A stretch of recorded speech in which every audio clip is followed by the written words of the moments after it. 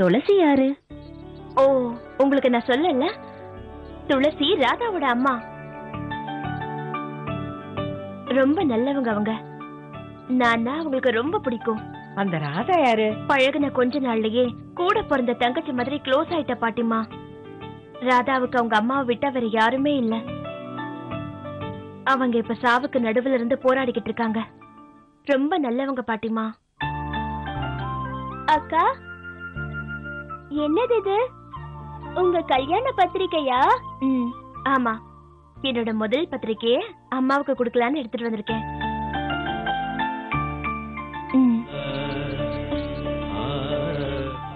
மறக்காம எங்க கல்யாணத்துக்கு வரணும். கண்டிப்பாமா.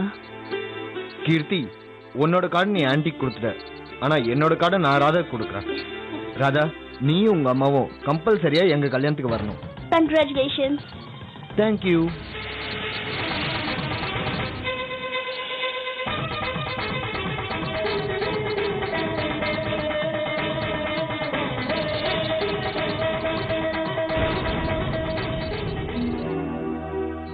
ஆண்டி, இங்க 2 பேரையும் ஆசீர்வாதம் பண்ணுங்க.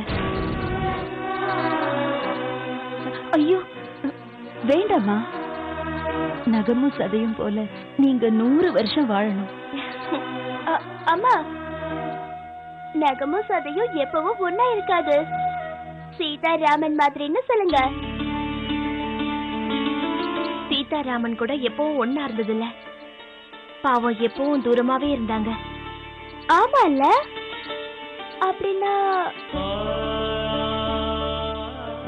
சிவன் பார்வதிய சொல்லலாம். அவங்க 2 பேரும் பர்ஃபெக்ட்டான பேர்ல. அக்கா, அவருக்கு இன்னொரு கல்யாணமும் வேணும்னு நினைக்கிறேன். சிவனுக்கு 2 பொண்டாட்டி இல்ல. அதுக்கு சீதாராமனே பரவாயில்ல. கொஞ்சம் கேப் இருக்கிறது பரவாயில்ல. ஆனா 2 பொண்டாட்டி மட்டும் இருக்கவே கூடாது.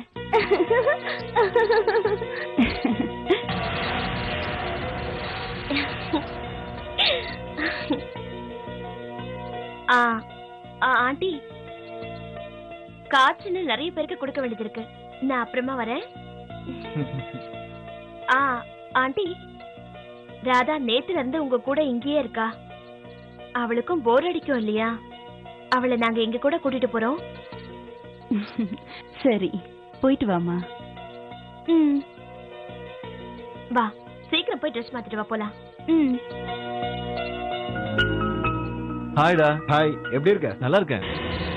வா, உள்ள வா. வம்சி, நீ அவங்களுக்கு கார்டு கொடுக்க கூடாது. ஏன்? அது எல்லாத்தையும் அப்புறம் சொல்றேன். கொடுக்க வேண்டாம். வேண்டாம். வாசல் வரைக்கும் வந்து கொடுக்காம போனா நல்லா இருக்காது. நீ இங்கே இரு, நான் போய் கொடுத்துட்டு வரேன். அக்கா, ஏக்கா டல்லா இருக்கீங்க? எதுவும் இல்ல. என்னாச்சு கீர்த்தி? அவனுக்கு நீ ஏன் கார்டு கொடுத்த? கம் ஆன், அவன் என் ஃப்ரெண்டு.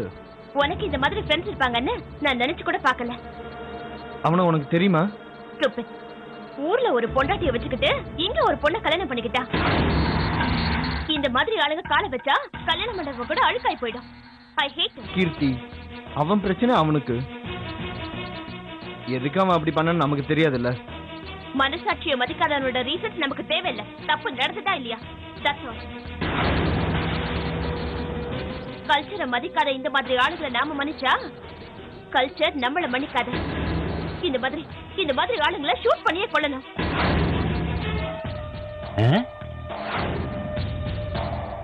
இந்த ரூம்ல இருக்கிறவங்க யாராவது காசு கொடுத்தா?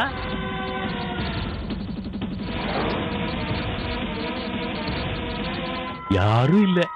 பாவம், ரூமை எனக்காகத்தான் திறந்து வச்சிருக்காங்க போல இருக்கு. லக்ஷ்மி தேவி.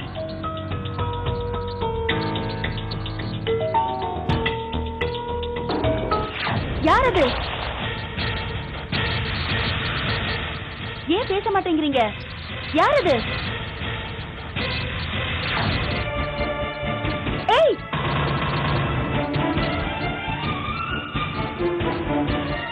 ஐயா, என் பொண்டாட்டி இறந்து போயிட்டா ஐயா.